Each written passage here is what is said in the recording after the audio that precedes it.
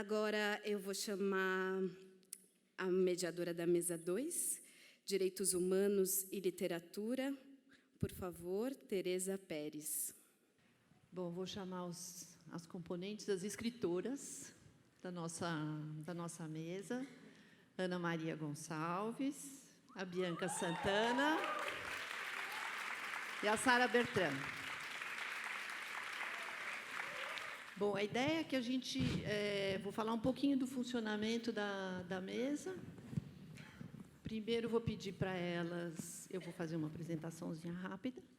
Depois, cada uma vai falar um pouco quais são as questões que estão mais pungentes no momento, né? Um tempo não muito longo, sei lá, de uns 5 minutos, mais ou menos, cada uma. Depois, a gente entra com as perguntas, e vocês não se esqueçam de fazer as perguntas para que a gente possa recolher, responder ao final, ou, dependendo da pergunta, até a gente encaixa dentro da fala que está correndo. Tá ok? Bom, fazer uma apresentação. A Ana Maria Gonçalves, que é escritora, que tem... Eu só vou citar um livro de cada uma, tá? O Defeito de Cor. A Ana é muito conhecida sobre as reflexões e argumentação muito precisa e muito contundente em tudo aquilo que ela faz. E a Ana, agora, atualmente, está preparando minissérie, que eu acho que vai ser uma coisa bem interessante como desafio. Ela também gosta, já escreveu peças de teatro, né, Ana? Bem-vinda. A Bianca, né? Bianca Santana, que escreveu Quando Me Descobri Negra, também um livro muito forte, né? Muito conhecido. Ela é colunista da revista Cult. Eu, como não a conhecia, infelizmente, eu fui pesquisar um pouco e fui ler um pouco a respeito, e os artigos na revista Cult são muito legais, vale muito a pena entrar e ler os artigos, são muito bons. E bons são os comentários também sobre os artigos, né? Os leitores, o que os leitores falam. Bom, a Sara, que escreveu La Mujer de la Guarda, né? Um dos livros dela. Sara, bem conhecida. Ela, quer dizer, é conhecida também por retratar essa realidade, e que ela se inspira muito nas questões cotidianas para escrever, né? De uma das fontes que eu peguei, a Sara fala que ela gosta muito de pensar que as histórias são contadas para serem lidas ou ouvidas, para serem... porque elas nos acompanham o nosso viver, né? Um bom livro sempre será um bom companheiro na estrada, né? Bom, então vou pedir, não sei quem gostaria de começar, talvez a Sara pode começar, a falar um pouco sobre essas inquietações em relação em torno da questão dos direitos humanos e a literatura, né? Bueno, muchas gracias, Teresa. Gracias a las compañeras de mesa también. La verdad es que cuando recibí la invitación, yo estaba leyendo este libro de Anne Carson, en donde aparece una pregunta que me inquietó y que la verdad no dejó de inquietarme durante todo el verano, y dije, bueno, creo que cuando Teresa nos dijo, pueden ustedes comenzar con las reflexiones que estén haciendo en este momento, me pareció que tenía que compartirles esto, que es mi obsesión en el último tiempo. Y dice así: llegas a entender el viaje porque has tenido conversaciones, no al revés. ¿Cuál es el miedo dentro del lenguaje? Entonces, la pregunta ¿cuál es el miedo dentro del lenguaje? Entendiendo que el camino que emprende cualquier lector es una conversación, es un viaje, dije, ¿Cuál es ese miedo? ¿Dónde está el roce? ¿Dónde está ese contacto que hace crisis? ¿En el cuerpo literario? ¿En el cuerpo social? ¿En el cuerpo físico? ¿Dónde está el miedo al lenguaje? Y pensé que es curioso porque la literatura se ocupa principalmente de la vida y la muerte, es decir, del cuerpo, porque todo evento gravitante en la vida de un ser humano sucede a través de nuestro cuerpo. Nacemos, crecemos, morimos. Y esa línea que se dibuja tan sencillamente, en pocas palabras, está llena de complejidades y momentos difíciles. Y pensando en los jóvenes, uno dice, por favor hagan un momento de volver atrás, ese momento en que uno abandona la infancia y la abandona por el cuerpo, porque el cuerpo empieza a estirarse, porque crece un pecho, luego se hunde otro y el trasero sucede lo mismo. Y uno de repente es una pequeña monstrua y te avergüenzas de tu propio cuerpo, no sabes qué va a suceder después. Entonces pensé que el miedo en el lenguaje también es el miedo al otro, a ese otro que no conocemos y que necesariamente va a llegar a nuestras vidas y que su presencia es inevitable y es física y se va a sentir con todo ese poder de nuestra materia. Y luego pensé que no bastaba con crecer y andar dándole golpes a las cosas y votar cuando uno crece, que se pone tan torpe y se cae, sino que de repente un día ocurre el despertar sexual y ocurre como un látigo, como una corriente eléctrica y en cualquier momento una erección, en cualquier momento un humedal entre las piernas y es como si uno cargara con un secreto horrible que te separa de tus padres y pensé, si no ocurriera eso en nuestro cuerpo, ¿abandonaríamos alguna vez la casa materna? Ahí hay una pregunta. Hay un miedo también. El miedo del joven, el miedo en nuestra vida, el lenguaje, es ese lenguaje erótico y cargado de deseo de nuestro propio cuerpo. Entonces está ahí, no podemos evitarlo y sin embargo, eso es lo que nos va a llevar hacia adelante. Y las preguntas que corresponden a toda esa etapa es ¿quién soy? ¿Qué quiero? Ese otro. Entonces, despertar el cuerpo también es despertar a una narrativa y dije, wow, qué impresionante.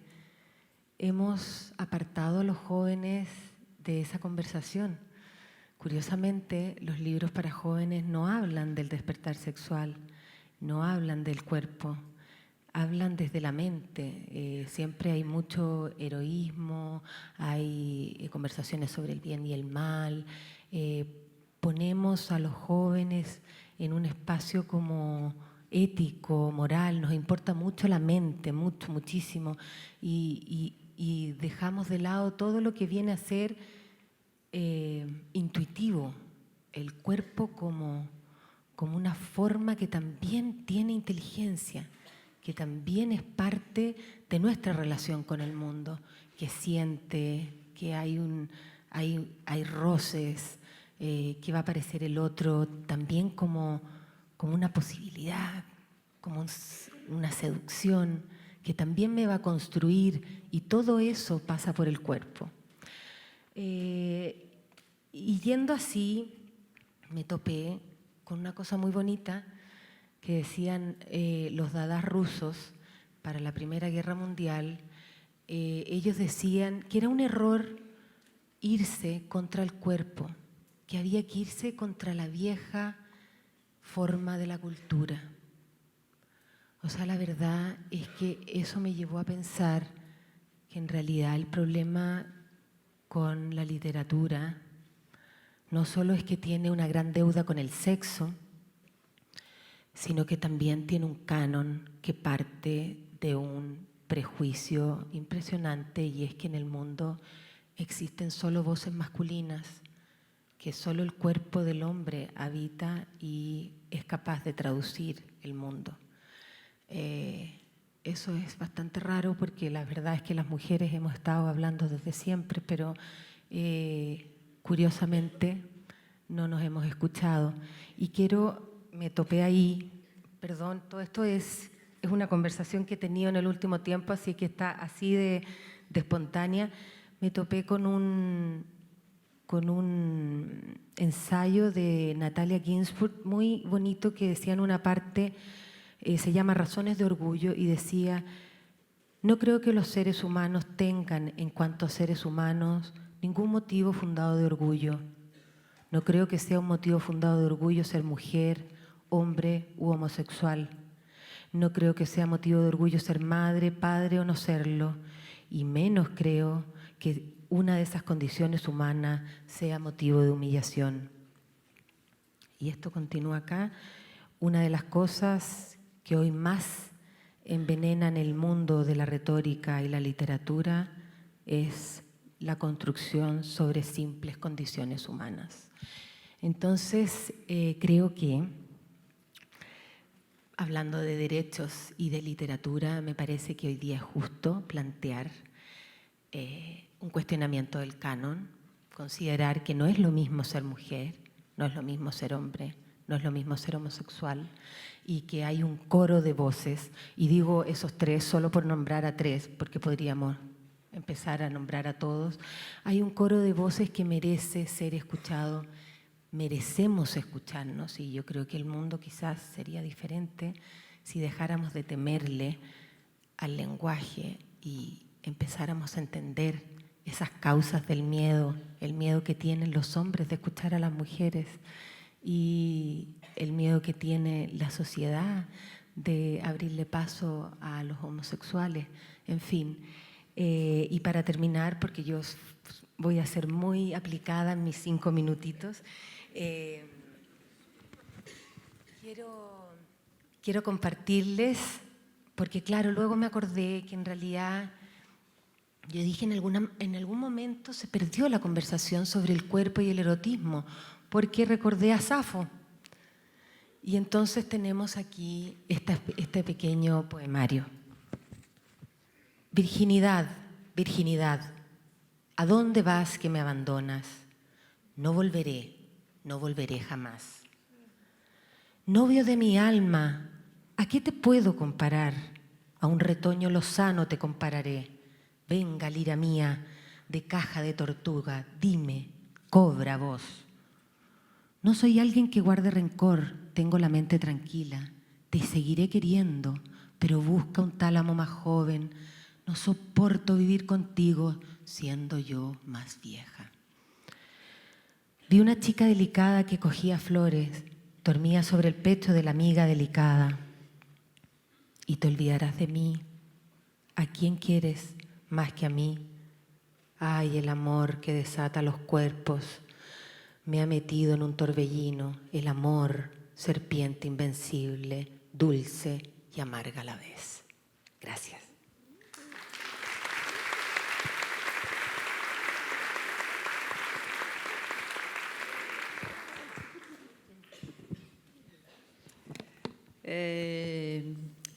Bianca, quer falar? Tanto faz. Vocês podem. Boa tarde a todos e todas. Quero primeiro agradecer o convite aqui em nome da Dolores e toda a equipe que trabalhou para fazer esse evento possível. Agradecer o pessoal que está trabalhando aí nas técnicas, né, para que a gente possa estar aqui todo mundo nessa troca. Um prazer estar aqui nessa mesa com essas minhas colegas de mesa maravilhosas, né? E agradecer principalmente a presença de vocês, né? Então, muito obrigada. Eu gosto muito de uma definição de artista ele é roteirista, diretor, escritor mexicano, Guilherme Arriaga. Ele diz que o artista é aquele que entra num bosque, né?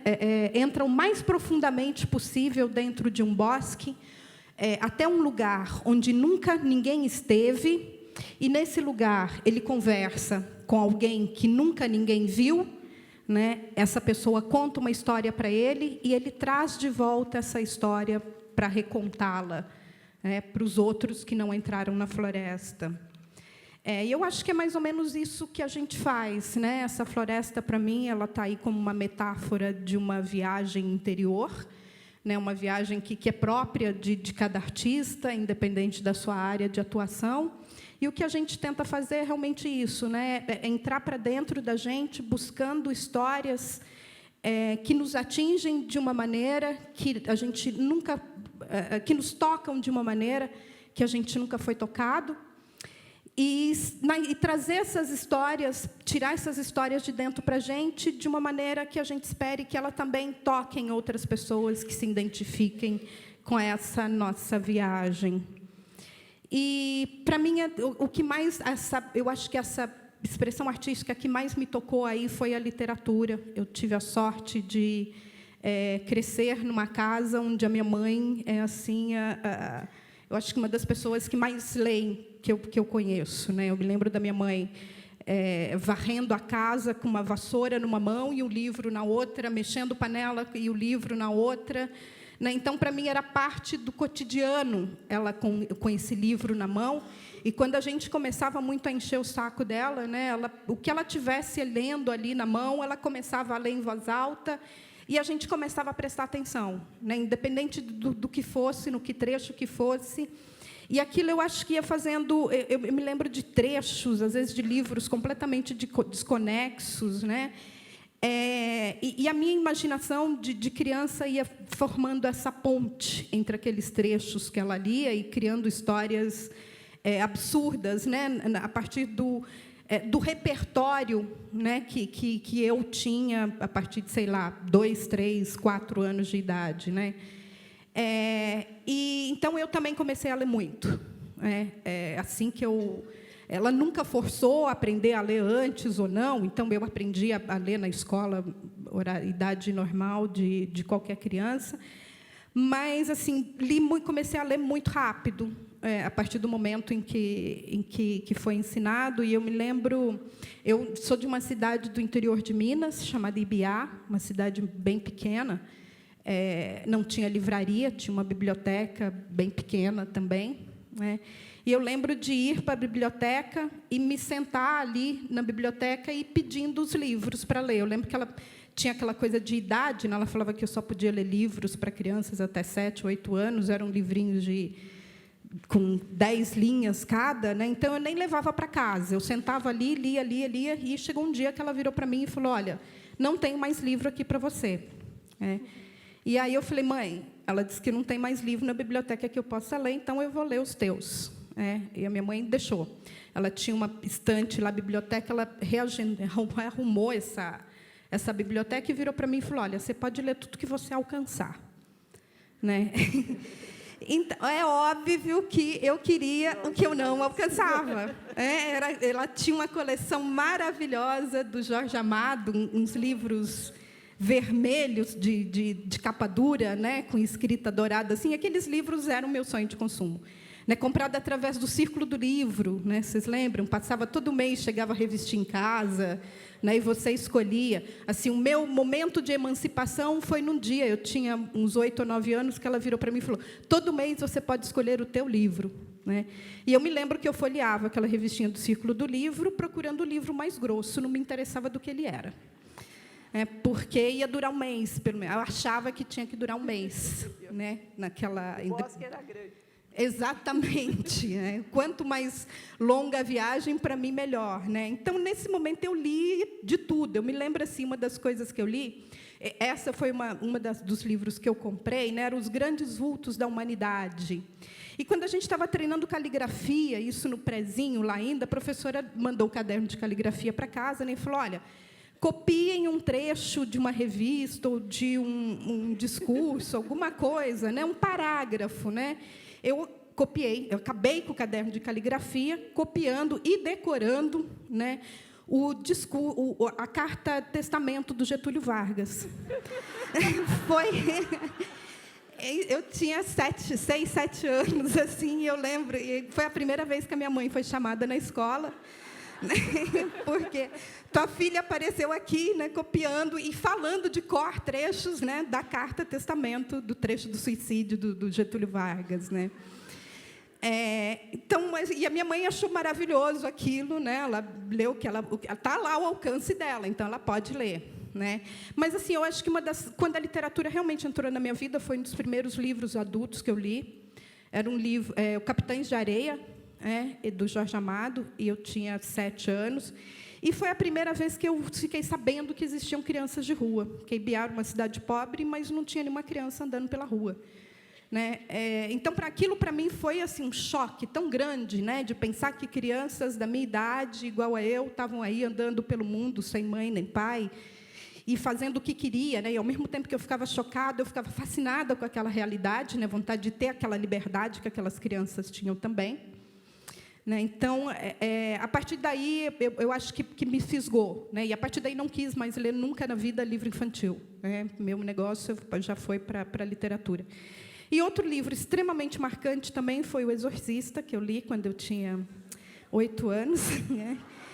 E eu me lembro, assim, é um dos livros que eu lia escondido, né? Porque eu lembro, à noite, eu pegava a cadeira, botava em frente a essa estante da minha mãe, subia, né? E passava a mão assim, na lombada, a lombada grossa, o livro grosso, eu pegava, assim, acender a luz e nada, e lia. Né? Eu lembro O Exorcista, eu li escondido. E eu fiquei com muito medo. Eu lembro de acordar toda manhã, né, fazer assim. Não sei se vocês lembram da menina que girava a cabeça. A menina tinha a minha idade, né? Então eu acordava e falava: não gira, não gira, não gira. Toda manhã. E aí eu tive que contar para minha mãe, porque eu realmente fiquei apavorada. Ela falou: olha, eu falei que você podia ler o que você alcançava, né? Agora, se você já quebrou essa regra, não existe mais regra, mas assuma a responsabilidade do que você está lendo. Então, eu vi que aquilo era coisa séria. Né? Literatura não era só brincadeira ou diversão, né? Ou seja, havia ali uma responsabilidade de eu conseguir assimilar o que eu estava lendo. Né? E você pode ler tudo o que você alcançar, para mim, tomou um outro sentido, porque é óbvio que ela não estava falando só no sentido físico.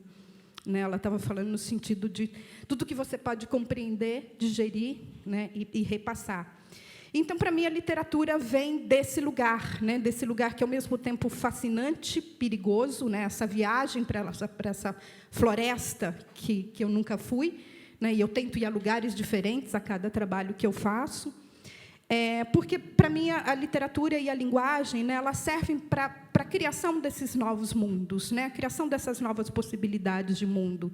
E, por isso, ela é tão importante nesses dias de hoje, principalmente nesse período que a gente está vivendo aqui no Brasil, né, onde a mediocridade, onde a falta de cultura, onde a grosseria, né, onde os pensamentos, ou seja, o não incentivo, né, a pensar e agir como diferente, está sendo política de governo.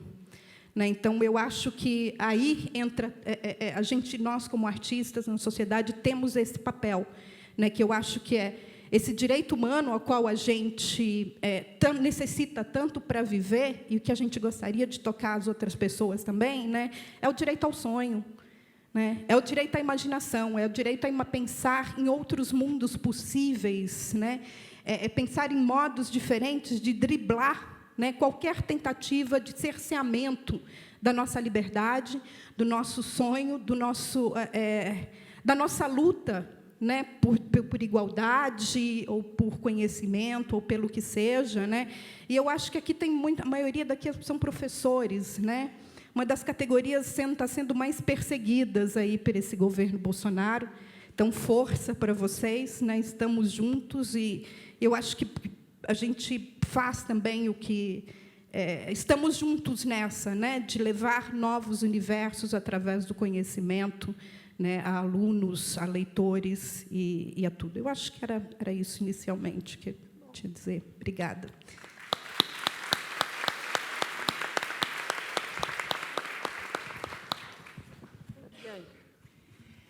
Que delícia ouvir essas mulheres, depois da mesa anterior, que também foi tão importante, nutritiva. Também gostaria muito de agradecer por estar aqui, sempre uma alegria e muito bom. E antes de dizer o que eu tinha me preparado um pouco, eu queria fazer um pedido para todo mundo que está aqui. Porque quando a gente fala de humanização e desumanização, e num ambiente como esse, a gente espera compartilhar os mesmos valores, não é? E não é sempre assim. Porque não necessariamente as pessoas reconhecem numa mulher como eu alguém que vai ocupar este lugar do palco ou da escritora. Isso é muito recorrente. Então, hoje, assim, eu demorei um pouco para me acalmar e conseguir entrar no clima do evento e conseguir ouvir as coisas maravilhosas que têm sido ditas aqui.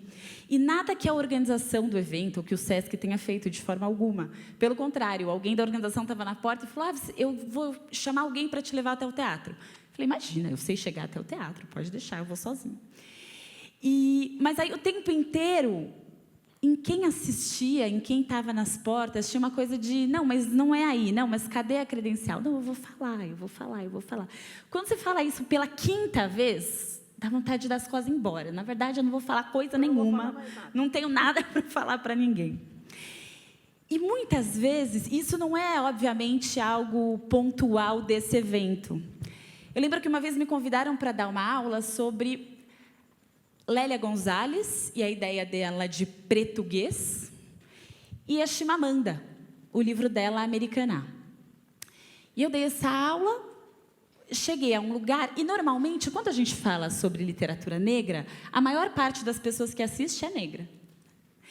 Quando não tem esse anúncio dessa forma, você tem um público variado. E era um ciclo de literatura que tinha muitos outros temas, só tinha esses encontros específicos sobre literatura negra.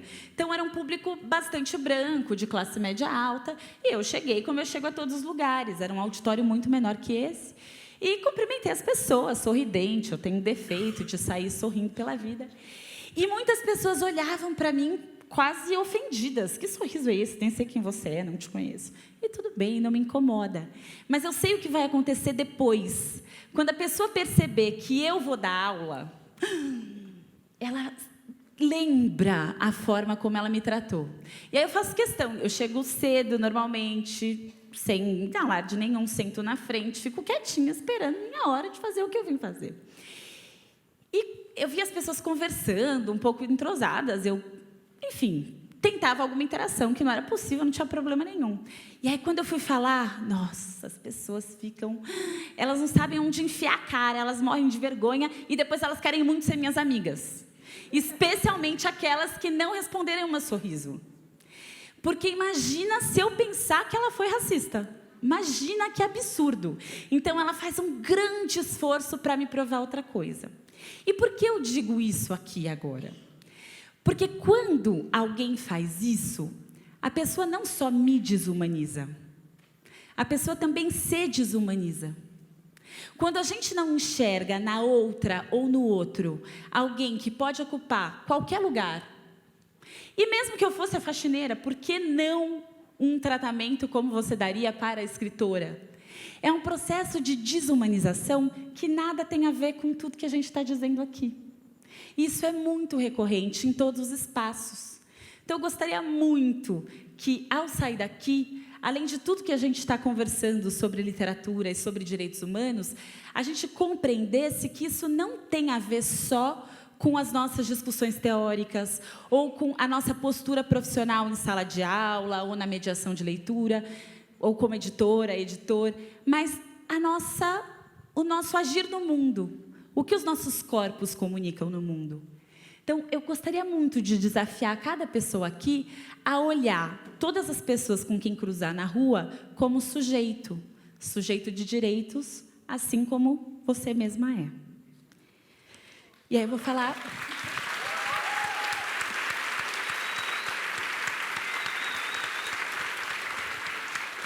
Eu falei, pô, que chato falar isso justo do lado da Ana. A última vez que eu estive com a Ana num festival literário, aconteceu uma coisa dessas. Não é pessoal, tá, Ana? Enfim, é só cotidiano.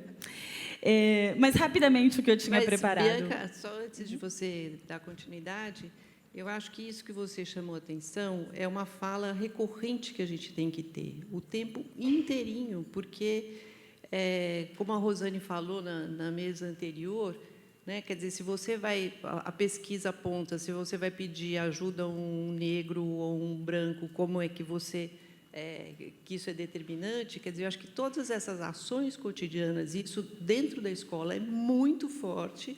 Ontem mesmo a gente estava conversando sobre isso, quer dizer, o que acontece na sala de aula é terrível, essa desumanização. Né? Então, acho que essa questão é uma questão constante colocada para todos nós o tempo inteirinho. Né? E se a gente bobear, a gente assim, você perde. E sempre que eu ouço algo assim, ou reparo nesse olhar, eu me pergunto, se fosse um homem branco, seria a mesma reação? Se fosse uma mulher branca, seria outra reação? Se eu tivesse vestida de outra forma, seria a mesma reação? E eu acho que isso é um exercício que todo mundo precisa fazer do próprio olhar. Eu falaria com essa pessoa se ela ocupasse outro corpo? E literatura e humanização e direitos humanos. A palavra escrita chegou muito cedo na minha vida, e aí eu também fiquei um pouco provocada com a fala da Ana, porque eu morava num conjunto habitacional, uma Coab, na Zona Norte, Coab Fernão Dias, e eu queria muito brincar com as meninas mais velhas. E elas queriam brincar de escola e de dar aula. E aí, quando eu tinha 3 anos, eu era muito amiga de 4 irmãs, que, sei lá, a mais nova delas devia ter 8 ou 9, e todas queriam ser professoras, e nenhuma delas queria ser aluna. Então, eu era aluna das 4. E aí, elas me alfabetizaram quando eu tinha 3 anos de idade. E, para mim, foi ótimo, porque eu podia brincar com elas. Então, eu aprendi a escrever com o nome da vizinhança e com as coisas que elas mesmas aprendiam na escola. E fui descobrindo os livros. Os livros que a minha mãe trazia para casa, que eram livros que ela comprava na banca de jornal, e livros dessas meninas, desses meninos que recebiam na escola. E eu devorava aquilo tudo, achava tudo sensacional, mas ficava muito curiosa de entender como era ali onde eu vivia. Então, desde muito pequenininha, eu sumia, às vezes, e ninguém me achava entre as crianças, é porque eu estava na casa de algum velhinho ou velhinha fazendo pergunta. Perguntava. Minha avó enlouquecia. Ela falava, que perguntadeira! Para que tanta pergunta? Eu acho que eu só fui fazer jornalismo porque eu descobri que eu podia fazer uma entrevista e perguntar para as pessoas o que eu quisesse e elas iam achar normal. Encher as pessoas de pergunta, como eu já fiz com a Ana, inclusive. Eu, profissionalíssima, sou fã da Ana, não ia poder encher ela de pergunta em qualquer contexto. Aí eu marquei uma entrevista. E foi ótimo, muito obrigada. Foi a melhor entrevista que eu já fiz, com certeza. Não fala assim que eu acredito. E aí, então, ao mesmo tempo que a literatura me fascinava, ela era muito distante. E isso me intrigava desde muito pequena. Eu lembro de perguntar muito para minha mãe e para minha avó, mas e as histórias indígenas? Que, quando eu era criança, não tinha essa proliferação de livros, não tinha tanto acesso à informação. E minha avó falava, mas índia não escreve, menina, mas que bobagem. E o meu entorno dizia que aquilo era uma bobagem, mas algo em mim dizia que não era, que devia existir outros livros que a minha família, as minhas professoras e a bibliotecária da minha escola não conheciam. Mas, com certeza, existia. Não era possível que só existisse uma perspectiva. E aí, mais velha, eu fui descobrindo que era pouco, né? Que tinha pouco mesmo. E fui lendo o que eu podia dessas outras perspectivas. E obrigava as minhas amigas e amigos a lerem também.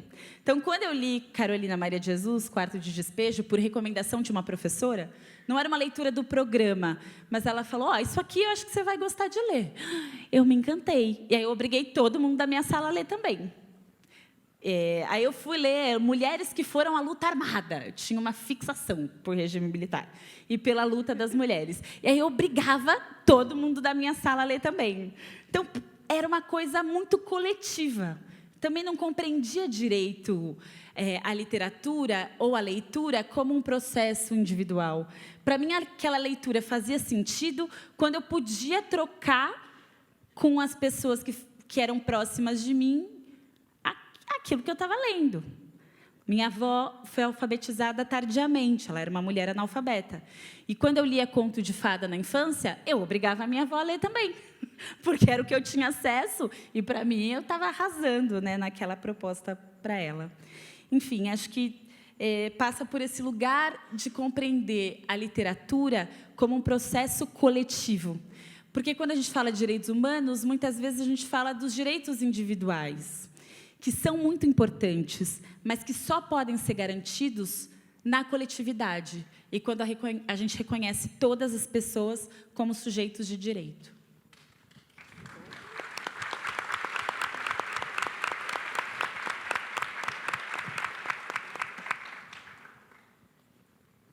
Vocês podem ir mandando perguntas, tá? Não esqueçam. Agora, eu queria que vocês falassem um pouco dessa experiência mais significativa sobre a questão, na escrita de vocês, na produção literária de vocês, que de fato mobilizou, que de fato tocou para que essas produções foram feitas. Quer dizer, como que... De onde veio? Quer dizer, como que Hablando trouxe? de derechos. Sim, dos Sim. direitos. Sim. Parto. Quería decir Uma solamente... pode interromper a outra, tá? Perguntar. Bueno, tá, para hacer un pequeño paréntesis, quería decirte también que lo que te ocurrió en las escaleras pasa también por las voces narrativas. O sea, yo creo que en la medida que cuestionemos el canon que hemos estado construyendo, en donde la voz masculina es la voz autoritaria y segura y perfecta, puede que nadie te detenga, o pueda que tú digas, yo vengo al seminario, y la persona diga, ah, perfecto, entra. Pero en general las mujeres tenemos que explicar muchas cosas, y también los hombres nos viven explicando cosas. Hay un libro, de hecho, los hombres nos explican cosas. Entonces es bastante ridículo, como que las mujeres tenemos una paciencia infinita para explicar y que nos expliquen. Y dicho eso, yo diría que, al igual que ustedes dos, fui una niñita que me gustó muchísimo leer desde muy pequeña. Mi mamá solía decir que nací leyendo, lo cual lo encontraba una exageración. Y cuando me di cuenta que mi hijo, Domingo, estaba leyendo a los 4 años, dije, oh, bueno, tenía razón, parece que uno puede aprender sola estas cosas. Yo nací y crecí en dictadura. Así es que la verdad es que la experiencia política, la palabra oral y escrita siempre estuvo cargada. No, si uno salía a la calle no era para decir estupideces. No, nosotros salíamos para decir que muriera Pinochet, queríamos libertad, queríamos expresarnos, queríamos decir, hablar, gritar, apedrear también, porque para qué voy a mentir, tirábamos nuestras buenas piedras. Entonces, la verdad es que esa experiencia de la calle, de las protestas, tan pequeña, marcaron, yo creo, firmemente la idea para mí que escribir es decir algo y abogar por los derechos del hombre. O sea, no lo veo distinto en lo que escribo, la memoria, la identidad, las preguntas que planteaba Silvio en la mesa anterior. ¿A dónde vamos como humanidad? ¿Qué seres humanos queremos formar? Para mí son fundamentales, fundamentales. No me siento a escribir si no tengo esa revuelta acá adentro, esas preguntas. Y en ese sentido creo que fue muy bonito. Tú nombraste a La Mujer de la Guarda. La Mujer de la Guarda salió de un libro que yo escribí, que se llama Álbum Familiar, y que fue escribir sobre la dictadura de Chile, pero como fotografías, porque lo que primero me di cuenta es que yo no era capaz de reconstruir la historia de manera lineal. Yo tenía fotos, como era chiquitita, entonces sí recordaba el color gris, los papás siempre hablando, como los silencios, todas esas conversaciones cortadas, los libros escondidos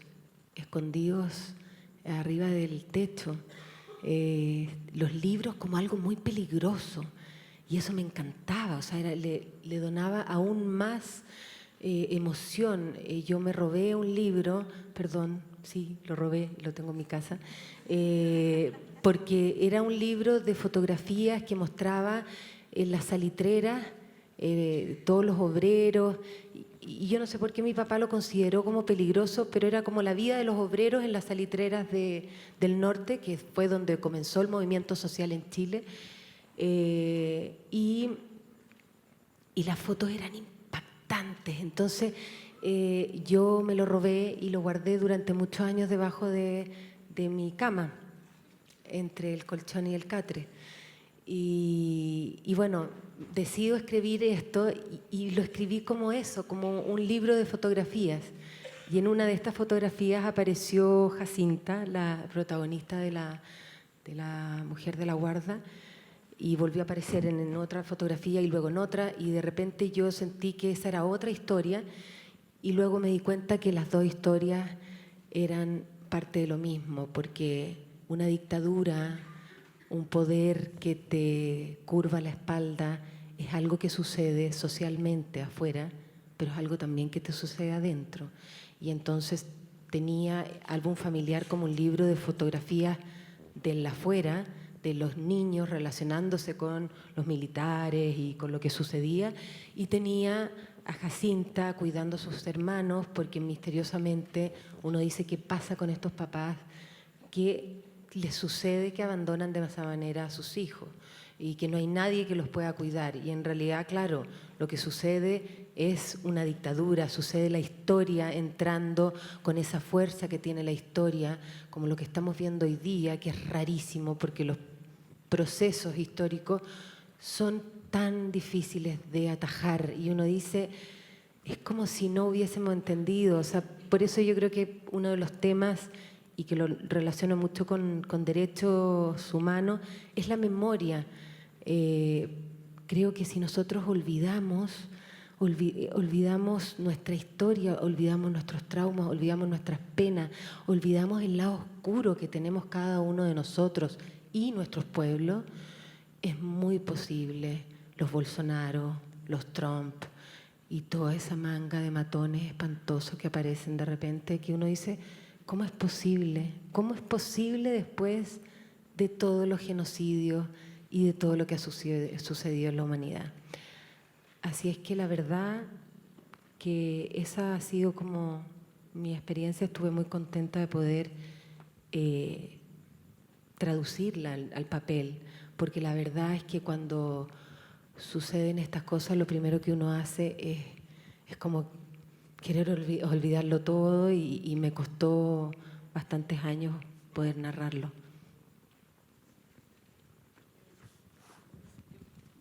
Tem trecho aqui do Antônio Cândido que eu acho que traz pouco essa ideia, que ele fala que na literatura, né, a humanização é o processo que confirma no homem aqueles traços que reputamos essenciais, como o exercício da reflexão, a aquisição do saber, a boa disposição para com o próximo, o afinamento das emoções, a capacidade de penetrar nos problemas da vida, o senso de beleza, a percepção da complexidade do mundo e dos seres, o cultivo do humor.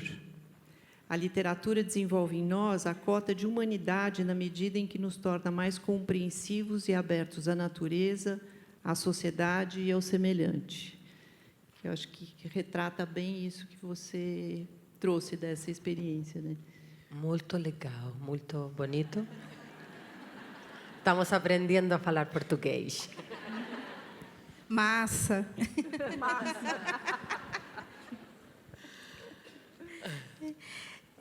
Eu acho que o que me moveu a começar a escrever tem muito a ver também, que eu acho que com o que a Sara e com a Bianca já falaram também, né, essas possibilidades dessas novas narrativas, né?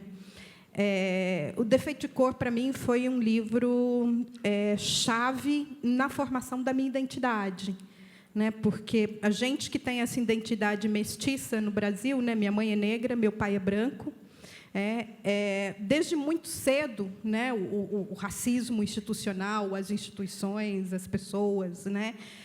te incentivam, né, a abandonar de vez essa negritude, né? Ou seja, eu me lembro de muita, quando eu comecei a dizer, né, eu sou negra, muita gente falava, ai, não, você é clarinha, esquece disso, né? Como se estivesse elogiando, né? Como se isso fosse algo, assumir a minha negritude fosse algo que ia denegrir, né, a minha imagem.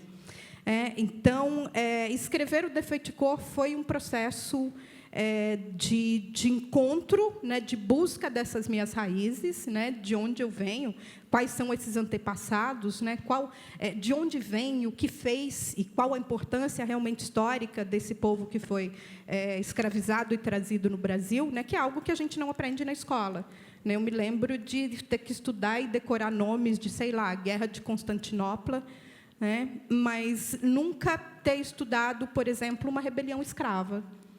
Então, quando eu tomei conhecimento da rebelião malê, dos escravos malês, na Bahia, eu falei, gente, é algo crucial para a formação do nosso povo brasileiro, né, bem como todas as rebeliões escravas, porque os povos escravizados no Brasil sempre foram colocados como uma passividade absurda, né? Precisou ir lá a princesa Isabel assinar a lei como se, né, ela tivesse, como se partisse dela essa iniciativa e como se só não se assinou, né, a lei áurea no Brasil, né, depois de um processo em que o mundo inteiro já havia aí toda uma pressão para que se fizesse, né? Estava se começando a perder economicamente, né, perder a imagem do Brasil.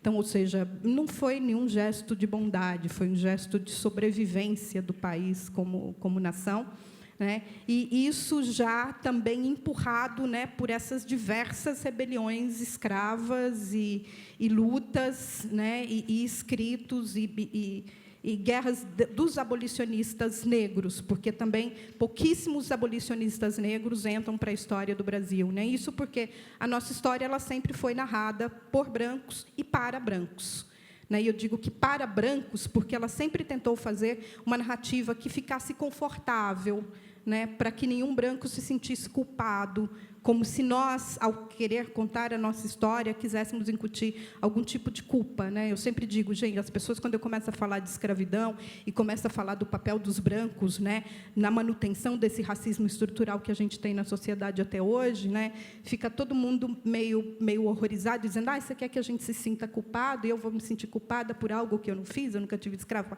Culpa é branca. Né? A culpa é de quem está sentindo, né? Eu vi negra como, ou seja, a minha formação agora, principalmente, né, vindo das religiões de matriz africana, para a gente não existe essa coisa de culpa, né? A culpa é branca, é cristã, é judaica, né? Então lidem com a culpa de vocês, quem se sentir ofendido quando a gente conta a história da escravidão a partir do nosso ponto, né? Não é isso que a gente quer. O que a gente quer é a narrativa que nós brasileiros aprendemos até hoje, não é essa. Então, foi isso que me moveu a escrever o Defeito de Cor.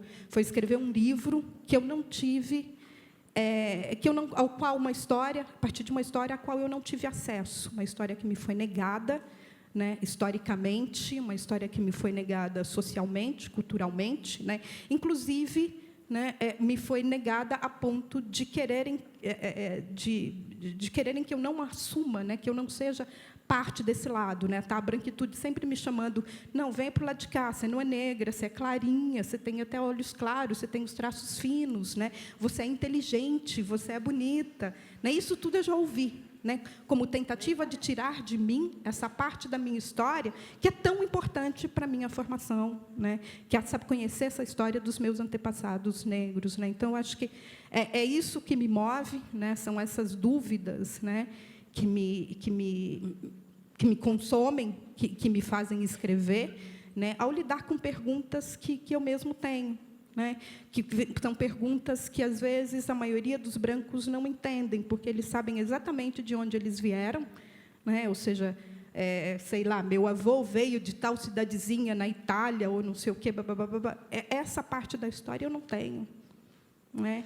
Ou seja, me foi negada, foi tirado o sobrenome, meus ancestrais tiveram que adotar os nomes, os sobrenomes dos donos, né, das pessoas que mandavam na vida deles, né, e foi apagada toda essa história, né, de onde eu venho, quem eu sou, né, quais são quais são esses laços, né, que foram rompidos lá atrás e que eu não consigo retraçar, porque a história da escravidão no mundo, né, e principalmente no Brasil, nos nega. Né? Então, para mim, o uso da literatura que eu faço, e em todos os trabalhos, né, é numa tentativa de resgate dessa história, dessa memória, né, desse passado, né, que me faz ter orgulho de quem eu sou hoje, né, da mulher da mulher negra, eu estou me tornando e ocupando esses espaços onde não se vê uma mulher negra ocupar, né, e principalmente na literatura, que é essa arte extremamente elitizada.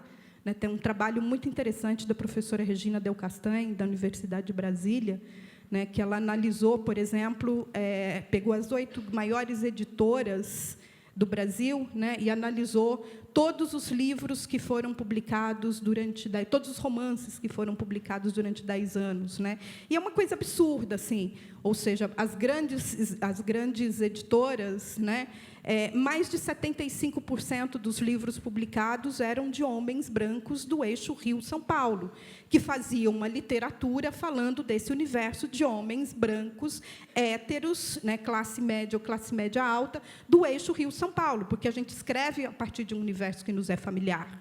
Né? Então, como é que essa literatura fala, né, precisa formar leitores, né, mas como é que essa literatura chega a um leitor que não se identifica com esse universo? Né? Eu já li 20 livros, né, que contam a história de homens brancos, héteros, vivendo no eixo Rio-São Paulo, falando sobre as suas próprias vidas. E é sempre a mesma história, é um saco. Né? Você lê um e parece que você já leu todos. Né? Então, ou seja, eu acho que a gente lutar por essa diversidade, né, dessas histórias, e, principalmente, né, das escritas dessas mulheres negras e homens negros que estão aí tentando fazer uma literatura, né, dificilmente vai chegar até vocês. Né? É algo que a gente vai ter que ir atrás, você tem que procurar. Que nem a Bianca disse, quando você quer só ler mulheres negras, você tem que ir atrás. Vai na livraria, pergunta, vê os espaços, né? Ou seja, não vai chegar até a gente, não é um espaço fácil, né? Não tem um acesso fácil. Então, eu acho que vou continuar, enquanto eu acho que tiver espaço para que outras histórias sejam contadas, né? E que eu, escrevendo, puder também abrir espaço para que outras pessoas também agreguem, né? Que não sejam esses homens brancos héteros do eixo Rio-São Paulo, eu vou querer continuar escrevendo. Acho que essas outras histórias precisam ser contadas.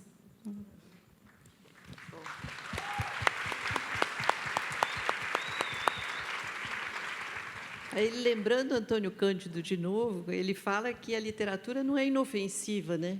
De maneira alguma. Que a não Conceição é porque Evaristo fala que as nossas histórias não são para ninar a Casa Grande. É para ninguém dormir mais. É verdade, é isso mesmo. Sara, os homens, eles explicam aquilo que a gente fala. Então, a gente fala, eles acham que ninguém vai entender o que a gente disse, então, eles explicam para todo mundo o que a gente quis dizer. É só isso. Inclusive, vem dizer para a gente o que a gente quis dizer. Né? Exatamente. É uma coisa assim... E você roubava livros, né? Você roubou um livro. Eu mentia para ter livros, mentia muito, porque não tinha tanto dinheiro na minha casa. E eu ficava muito curiosa com as recomendações de leitura do livro didático. Ficava naquele quadrinho do lado. E aí eu pedia na biblioteca, alguns estavam disponíveis, outros não. Aí eu ia para a biblioteca do bairro, da pracinha, lá do Parque do Chaves, alguns estavam lá, outros não. Aí eu mentia, falava que a professora obrigou e que se eu não lesse, eu ia mal na escola. E como a escola era um valor elevado na minha família, o meu tio pegava comigo o ônibus 11h56, Praça do Correio, e a gente ia até o centro da cidade, ou procurar na Mário de Andrade, ou comprar no Sebos ou na livraria. Então, uau, eu menti muito para poder ler os livros que me interessavam. E eu me reconheço muito na fala da Ana, porque eu nunca pensei em escrever literatura. Assim, nunca quis ser escritora. Eu gostava muito de ler, eu sou leitora, eu amo ler. E quando eu não acho para ler uma coisa que me interessa muito, eu fico tão brava que eu preciso escrever. né? Preciso escrever para que outras pessoas leiam, para que eu possa ler, para que eu descubra aquela história que eu não conheço. E eu tinha até muito medo de ser escritora. Me chamaram, eu comecei a produzir textos, até hoje eu não falo que eu faço literatura, mais literários, num blog. E foi super difícil começar. E a pessoa responsável por publicar um livro está aqui, a Renata Nakano, minha editora amada. Está aqui, ali, obrigada. Mas quando a Renata me procurou, ela falou, eu leio as suas crônicas. Não, eu não escrevo crônicas, acho que você leu de outra pessoa. Ela, não, eu escrevo textos. Eu não escrevo crônica, relato, literatura, nada disso, eu escrevo textos. E aí a gente conversou muito sobre o livro, e eu lembro que quando o livro estava pronto, ela falou, agora a assessora de imprensa da editora vai te procurar. Para quê? Ela, porque você tem que conversar com ela, para ela fazer um release, para sair na imprensa, para dar entrevista. Não vou fazer nada disso. Ela, você achou o quê? Que você ia escrever o livro e ia ficar no meu computador? Assim, nós duas íamos ter acesso ao livro? Agora tem que divulgar o livro. E, para mim, isso era muito difícil, porque eu sempre amei ler, mas ouvir escritor falar, para mim, sempre foi muito difícil. Porque as pessoas começavam a falar, eu estava entendendo o que elas diziam. De repente, parecia que elas pegavam um balão e iam para um lugar que eu já nem sabia mais onde elas estavam. Eu falava, gente, as pessoas vão ter expectativa de que eu fale desse jeito. Eu nunca vou falar assim. Eu não sou escritora. E aí tem um poeta de que eu gosto muito, Heitor Ferraz Mello, algumas pessoas aqui devem conhecer. E na época em que eu lancei o livro, nós éramos colegas na Casper, a gente era professor do curso de jornalismo.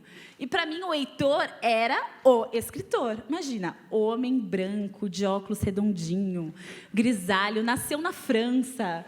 Não tem mais escritor do que o Heitor, né? E aí a gente sentou para conversar e um dia eu falei para ele, olha, Heitor, eu preciso te falar uma coisa, porque se eu falar para você, acho que eu vou falar para todo mundo. Eu não entendo metade do que você diz. Aí ele, o quê? Eu não entendo o começo. Aí a gente teve uma conversa tão boa que eu achei que eu podia falar aquilo para todo mundo. Estou aqui falando isso para vocês. Então, a escrita, para mim, ela é muito mais uma necessidade de saber as histórias do que qualquer coisa que eu nem entenda direito o que é. Então, eu gosto muito de ouvir histórias, eu gosto muito de saber as histórias. E sempre que eu pego uma provocação, eu lembro de ler na Zélia Gattai que o avô dela veio para o Brasil para morar numa colônia Sicília, uma experiência anarquista no sul do Brasil. Pronto! A hora que eu li isso, eu tinha uma fixação na vida, que era entender mais sobre essa colônia Sicília. E não tinha internet. Então, eu peregrinei bibliotecas e sebos para encontrar alguma informação sobre aquilo. Quando eu fui pela primeira vez para Porto de Galinhas e contaram a história de que lá chegavam pessoas escravizadas depois que o tráfico transatlântico foi proibido, então, e colocavam, né, galinhas em cima para camuflar, né, a carga humana escravizada, eu... Gente, agora, será que um dia eu vou ter que escrever isso? Porque as pessoas estão contando, mas não está escrito. E aí, quando a Ana lançou Um Defeito de Cor, em 2007, eu juro que a primeira coisa que eu senti foi um alívio imenso. Porque eu estava lendo a história de uma mulher, que era uma história que eu não conhecia, e que ela já tinha feito uma baita pesquisa, tido um trabalho imenso, demorado 5 anos para escrever aquilo completo, de um jeito que eu jamais faria. Ufa, te agradeço muito, porque eu pude ler e agora eu estou na empreitada com os meus filhos. Faz 1 ano e alguns meses que a gente está lendo Um Defeito de Cor toda noite. E é uma experiência maravilhosa reler em voz alta. E eu chamei a personagem de Querinde a vida toda, porque era assim que eu lia. Aí, quando eu ouvi a Ana falar pela primeira vez Quendé, porque é Iorubá, eu... Nossa! Também a descoberta, né, da diferença. Só para encerrar... como eu tenho essa relação com a escrita, sempre que alguém fala para mim, eu gosto muito do que você escreve, eu sempre quero perguntar para a pessoa, mas e o que você escreve? Se você gosta do que eu escrevo, eu tenho certeza de que eu também vou gostar daquilo que você escreve, então me manda, publica, sei lá. E quando eu dou oficina, ou quando eu, enfim, converso em grupos menores, eu sempre peço para as pessoas lerem o que elas escrevem. E todo mundo fica um pouco assim, tímido. Eu falo, não, gente, dou uns minutos. Pega aí no seu celular, que todo mundo tem um rascunho de e-mail. Todo mundo tem uma nota guardada. Eu tenho certeza de que todo mundo que está sentado aqui escreve. E eu, como leitora, quero muito ler o que vocês escrevem. Então, por favor, também publiquem, porque essas perspectivas não são conhecidas.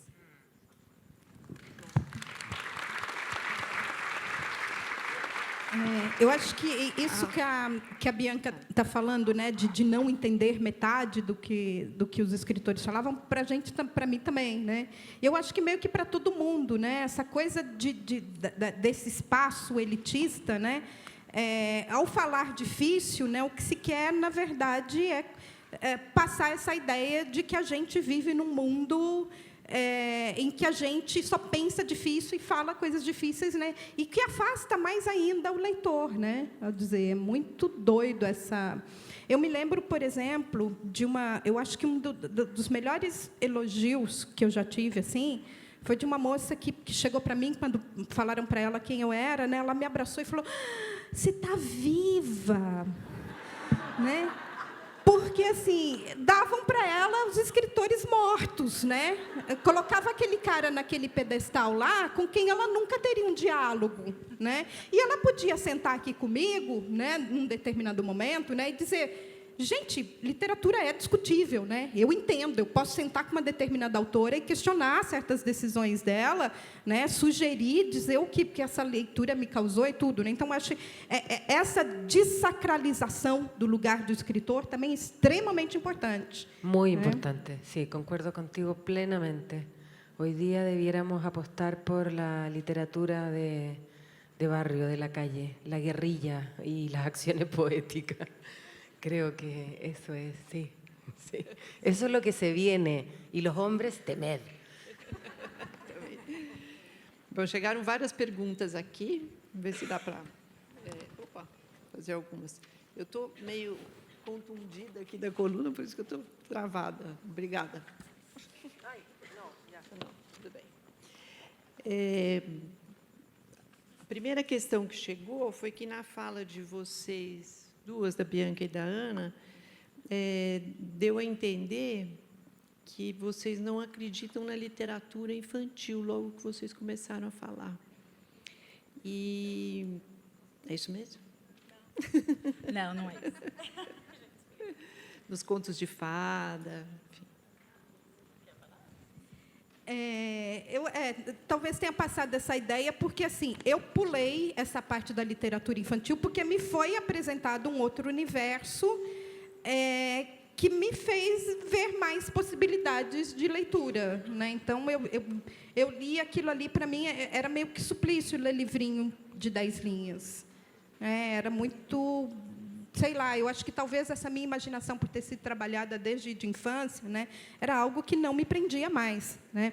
Mas, assim, esses contos de fadas, né, que a gente conhece aí, eles estão, acho que, na fundação de qualquer processo narrativo até hoje, né? Se você for pegar, por exemplo, se você for analisar a estrutura de alguns romances publicados aí hoje em dia, né, o que você vai ver é uma estrutura de narrativa de contos de fada, né? E a gente pensar também diferente essa coisa dos contos de fadas, né? Eu estava vendo a Margaret Atwood, que é aquela escritora dos contos de Aya, que está aí a minissérie, né? Todo mundo assistindo, né? Ela falando, gente, ela disse que ela tinha medo, né? Porque, na verdade, você tem medo mesmo. Por exemplo, se você pensar em Chapeuzinho Vermelho, né? É uma história de canibalismo. Né? Se qualquer conto de fada, né, que você for ver, né, é um conto de terror que está ali atrás, né? É necrofilia, a Bela Adormecida, né? Então, ou seja, está tudo. Então, eu acho que, ou seja, essas estruturas estão todas ali, né? Mas então esse universo me interessa como possibilidade narrativa, mas não me interessou lá quando criança, porque sei lá, eu via outras possibilidades de leitura que não cabia ali naquele livrinho, né? A minha imaginação ia além. Não, eu tenho uma experiência diferente. Talvez eu não tenha falado muito da literatura infantil, mas os livros que minha mãe comprava na banca de jornal, que era o que ela tinha acesso, eram, sei lá, os clássicos contados pela Disney. Então, eu tive acesso às histórias clássicas, aos contos de fada, por esse lugar, porque era o que chegava para mim naquele momento. Quando na escola me era apresentada outra literatura infantil, obviamente aquilo me encantava e me levava a lugares que eu tenho certeza que constituem muito do jeito como eu narro, como eu vejo o mundo e tudo mais. Talvez eu tenha falado mais da adolescência, mas de forma alguma, a literatura infantil foi importantíssima. Apesar de, quando eu era criança, não ter a maior parte dos livros que hoje estão lá na minha casa. Então, eu tenho na estante de casa Monteiro Lobato, porque eu leio para os meus filhos, conversando sobre tudo que tem ali. Mas a gente também tem aqui o Sam, a gente também tem o Daniel Mundurku, a gente tem um monte de variedade de literatura infantil que nos brindam com momentos maravilhosos de leitura compartilhada. Então, a literatura infantil ela ainda está muito presente na minha vida. Ok. Aqui tem uma questão que é em relação às bibliotecas comunitárias. Como que vocês veem? Quer dizer, que é que o governo possa apoiar determinados grupos editoriais para que, de certa forma, passe a monitorar e controlar os conteúdos. Como que vocês enxergam essa possibilidade, tanto de controle do conteúdo, do que é escrito, como do desmonte das bibliotecas comunitárias? Tem que haver resistência, né? Controlar conteúdo, controlar o que se vai, né? E eu acho que é bem possível, através desses programas de incentivo, a encontrar só a literatura, como é que eles estão chamando agora? Da escola sem partido, né? Essa é terrível, não dá, não, né? E tem que procurar, ou seja, é aquilo que eu estou falando, né? Se você quer outras narrativas, você vai ter que ir atrás, porque o mercado ainda está estabelecido de uma maneira que o que vai chegar, né, é só o que se publica aí nessas grandes editoras, né? Literatura mainstream, né? Obrigatoriedade, né? Uma das coisas que eu lembro porque eu morria de raiva, né, na escola, eram esses livros obrigatórios, né, que eu tinha que ler, o José de Alencar, Machado de Assis, né?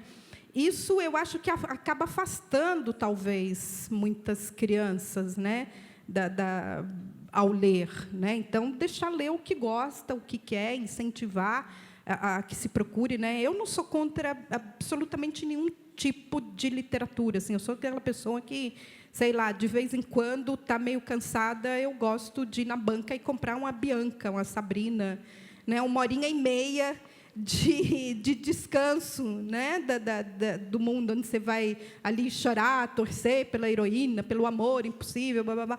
Ou seja, é tudo leitura, é tudo literatura. A internet é literatura, né? Hoje em dia dá para se encontrar muita coisa. Ou seja, se o livro está chegando lá, obrigatório é esse, vai pela internet, procura outras coisas e oferece outras possibilidades, né? Eu acho que a gente tem que procurar meios, né, de sair daí desse processo de censura, né, que às vezes tende a se instalar.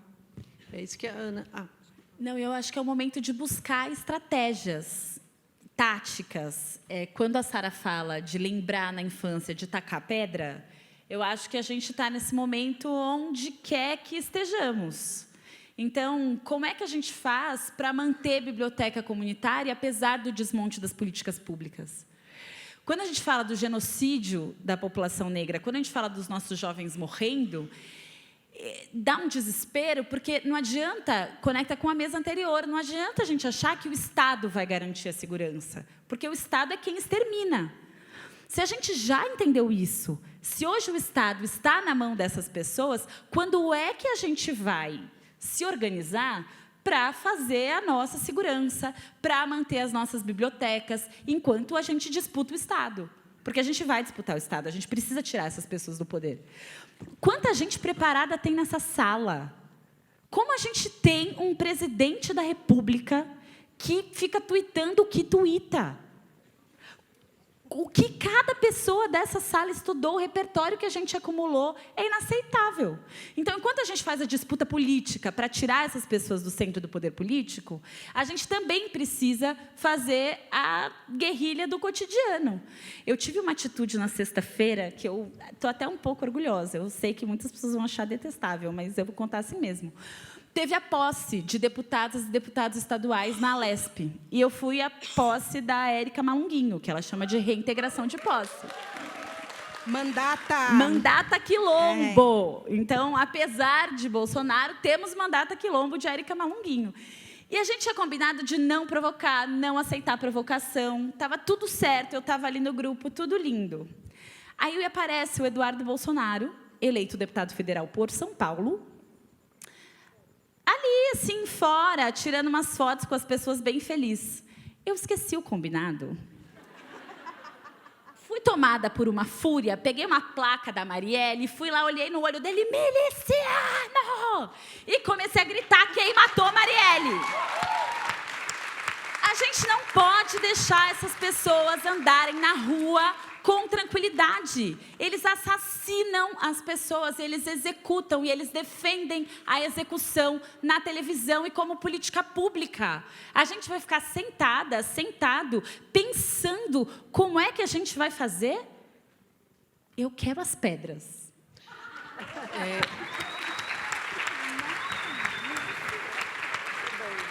Sobre eso, Temos Teresa, pedras de vários Teresa, tipos. Me gustaría decir algo, y yo creo que es muy importante, y algo de eso se habló en la mesa de Silvia ayer, de las bibliotecas, y es la responsabilidad de la sociedad civil. O sea, yo creo que no tenemos que olvidarnos que de repente los medios llegan, pero entonces la profesora, por temor al Estado, que ocurre mucho en Chile, deja las cajas cerradas con todos los libros perfectamente adentro y no los abre, para cuando llegue el inspector los abra y decir, los libros están todos y están en perfecto estado. Y nunca llegaron a los niños. Y eso, que suceda eso en una escuela pública, que suceda eso en una biblioteca comunitaria, también es responsabilidad de nosotros. O sea, creo que todos construimos las voces narrativas. Y todos sabemos cuáles son nuestras necesidades, o sea, sabemos qué necesitamos leer y eso es muy intuitivo. La literatura es curiosamente de esas pesquisas que uno de pronto encuentra exactamente lo que necesitaba leer. Y yo creo que en una biblioteca comunitaria, en una biblioteca pública, como le llamamos nosotros en Chile, es muy importante la responsabilidad de la sociedad civil, porque si no, ¿quién manda? El gobierno manda manuales de crochet, de jardinería, de cómo hacer, qué sé yo, fogones, puras estupideces. Queremos libros, queremos contenido, queremos discurso. Queremos formar a los seres humanos que van a poblar y se van a hacer cargo de todo este desastre que nosotros les hemos heredado. Sí. Bom, infelizmente, nós vamos ter que encerrar a mesa, pena mesmo, porque tem umas questões boas aqui ainda. Para a próxima. Para a próxima, vou fazer dois comentários só sobre o que chegou. Uma é que sugere a gente não usar mais obrigar a ler, e sim seduzir a ler, conquistar para a leitura, e não ter essa questão da obrigatoriedade. E outra que é um comentário sobre a entrevista, que eu acho que foi uma entrevista que a Bianca fez com a Ana Maria, que está na CULT, que é na revista CULT, que é linda mesmo, que é sobre o vaso quebrado dos japoneses. Tem uma citação, então eu aconselho todo mundo a entrar na revista e puxar essa entrevista, que é belíssima mesmo, é muito bonita. Obrigadíssimo, adorei a mesa, acho que todo mundo gostou muito, super obrigada de vocês terem vindo, terem aceito, e pena que não dá para a gente continuar a conversar. Obrigadíssimo. Obrigada a vocês.